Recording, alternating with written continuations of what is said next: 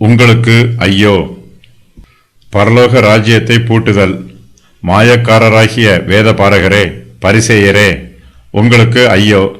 மனுஷர் பிரவேசியாதபடி பரலோக ராஜ்யத்தை பூட்டி போடுகிறீர்கள். நீங்கள் அதில் பிரவேசிக்கிறதுமில்லை, பிரவேசிக்கப் போகிறவர்களை பிரவேசிக்க விடுகிறதும் இல்லை. இயேசு கிறிஸ்து பரிசேயருக்கும் வேதபாரகருக்கும் 8 முறை ஐயோ என்று கூறுகிறார். சீனாய் மலையில் தேவன் மோசேயிடம் பேசியபோது அங்கு மின்னலும் இடி முழக்கமும் உண்டாயிற்று. அதுபோல இயேசு கிறிஸ்து பரிசேயரையும் வேதபாரகரையும் ஐயோ என்று கடிந்து கூறும்போது இடி முழக்கம் போன்ற சப்தம் உண்டாகிறது. மத்தேயு 5வது அதிகாரத்தில் இயேசு கிறிஸ்து பாக்கியவான்கள் என்று 8 முறை கூறியிருக்கிறார். இயேசு கிறிஸ்துவின் வாயில் இருந்து பொதுவாக ஆசீர்வாதமான வார்த்தைகளே வரும். அவருடைய வார்த்தைகள் மென்மையானவைகளாக இருக்கும். ஆனால் இங்கோ பரிசேயரையும் வேதபாரகரையும் உங்களுக்கு ஐயோ என்று கடினமான வார்த்தைகளை கூறுகிறார். இயேசு கிறிஸ்து மனுஷரை ஆசீர்வதிப்பதற்காகவே இந்த பூமிக்கு வந்திருக்கிறார். அவர் ஆசீர்வாதத்தை விரும்புகிறவர். ஆனால் பரிசேயரும் வேதபாரகரும் இயேசு கிறிஸ்துவை கோபப்படுத்தி இருக்கிறார்கள். கோபப்படுவது இயேசு கிறிஸ்துவின் சுபாவம் அல்ல.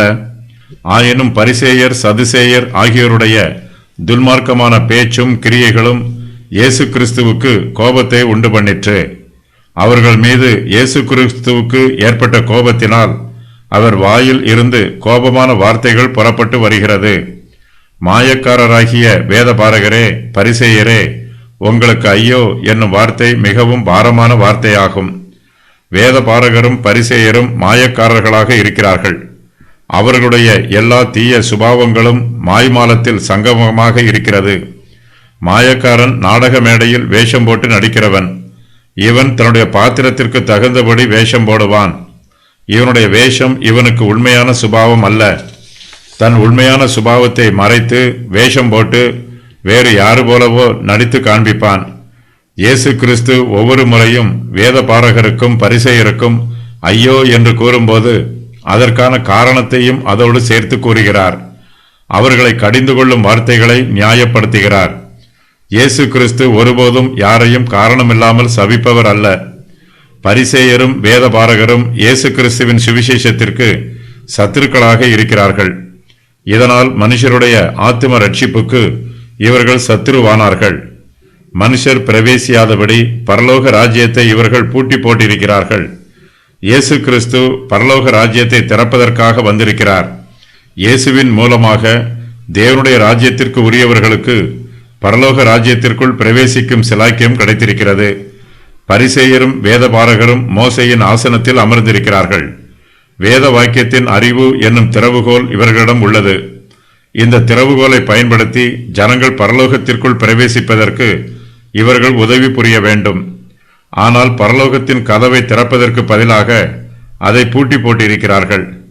மோசேயின் பிரமாணத்தை இவர்கள் ஜனங்களுக்கு விளக்கி கூற வேண்டும்.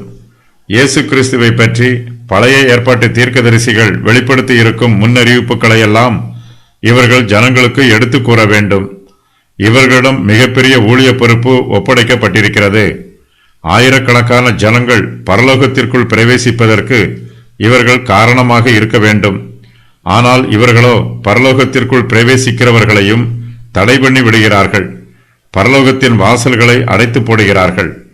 இயேசு கிறிஸ்துவின் உபதேசத்தை ஜனங்கள் கேட்கக்கூடாதவாறு இவர்கள் ஜனங்களுக்கு மாற்று உபதேசங்களை போதிக்கிறார்கள். தங்கள் போதகத்தின் மூலமாக ஜனங்களுக்கு இயேசு கிறிஸ்துவின் மீது வெறுப்பையும் கோபத்தையும் உண்டு பண்ணுகிறார்கள். இயேசுவுக்கு எதிராக விஷ விதைகளை தூவுகிறார்கள். பரிசேயரும் வேதபாரகரும் பரலோக ராஜ்யத்திற்குள் பிரவேசிக்க மாட்டார்கள். பரிசேயரில் யாரும் இயேசுவை விசுவாசித்ததில்லை. யோவான் 7:48. இவர்கள் பெருமை உள்ளவர்கள். இயேசு கிறிஸ்துவின் தாழ்மையை இவர்கள் அங்கீகரிக்கவில்லை. அவரை ஏளனம் பண்ணுகிறார்கள். தாழ்மையின் மீது கட்டி எழுப்பப்படும் மார்க்க உபதேசங்களை இவர்கள் விரும்பவில்லை. பரலோக ராஜ்யத்திற்குள் மனம் திரும்பியவர்கள் மாத்திரமே பிரவேசிக்க முடியும். மனம் திரும்புதலே பரலோக ராஜ்யத்தின் கதவாக இருக்கிறது. ஆனால் பரிசேயர் ஒருபோதும் மனம் திரும்புவதில்லை. மனம் திரும்ப வேண்டும் என்று யோசிப்பதும் இல்லை. ஆகையினால் இவர்கள் பரலோக ராஜ்யத்தில் பிரவேசிக்கிறதில்லை. பரலோக ராஜ்யத்திற்கு பிரவேசிக்கப் போகிறவர்களையும் இவர்கள் பிரவேசிக்க விடுகிறதில்லை. நாம் இயேசு கிறிஸ்துவின் சமூகத்தை விட்டு விலகி இருப்பது பாவம். மற்றவர்களை இயேசுவின் சமூகத்தில் கிட்டிச் சேர விடாமல் அவர்களை தடை பண்ணுவது மிகப்பெரிய பாவம். பரிசேயரும் வேதபாரகரும் பரலோக ராஜ்யத்திற்குள் பிரவேசியாமல் மற்றவர்கள் அதில் பிரவேசிப்பதற்கு தடையாக இருக்கிறார்கள். இவர்களுடைய உபதேசத்தின் மூலமாகவும் தவறான தலைமைத்துவத்தின் மூலமாகவும் ஏராளமான ஜனங்கள் சுவிசேஷத்தை ஏற்றுக்கொள்ளாமல் புறக்கணித்திருக்கிறார்கள். இயேசு கிறிஸ்து பாவிகளோடு பழகுவதை பரிசேயர்கள் எதிர்க்கிறார்கள்.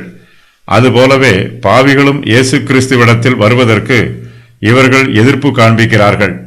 சமுதாயத்தில் தங்களுக்கு இருக்கும் உயர்ந்த அந்தஸ்துக்களையும் தங்களுடைய அதிகாரங்களையும் செல்வாக்குகளையும் பயன்படுத்தி இயேசுவை எதிர்க்கிறார்கள். இதன் மூலமாக இவர்கள் பரலோகத்தின் வாசலை பூட்டி போடுகிறார்கள். இதன் வாசல்கள் பூட்டப்பட்டிருப்பதினால் பரலோகத்திற்குள் பிரவேசிக்க விரும்பும் ஜனங்கள் பலபந்தமாகவே பிரவேசிக்க வேண்டியதாக இருக்கிறது. யோவான் ஸ்நானன் காலம் முதல் இதுவரைக்கும் பரலோக ராஜ்யம் பலபந்தம் பண்ணப்படுகிறது. பலபந்தம் பண்ணுகிறவர்கள் அதை பிடித்துக் கொள்ளுகிறார்கள். தேவனுடைய ராஜ்யம் ஜனங்களுக்கு சுவிசேஷமாய் அறிவிக்கப்பட்டு வருகிறது. ஆனால் பரிசேயரும் வேதபாரகரும் பரலோக ராஜ்யத்தை பூட்டி போட்டிருக்கிறார்கள்.